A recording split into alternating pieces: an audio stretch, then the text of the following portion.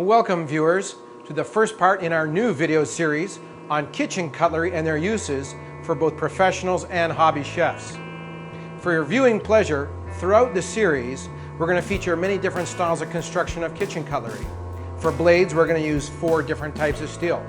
We're going to use pre-laminated steel consisting of carbon, steel core, and stainless outers. We're going to laminate our own steel. We're going to forge a billet out of Damascus steel, and we'll feature a blade made out of homogeneous steel. For handles, we'll be using both Japanese style handles and Western handles, from the very simple to the very elaborate. Today, we're going to feature a paring knife from my International Pro Series line of knives.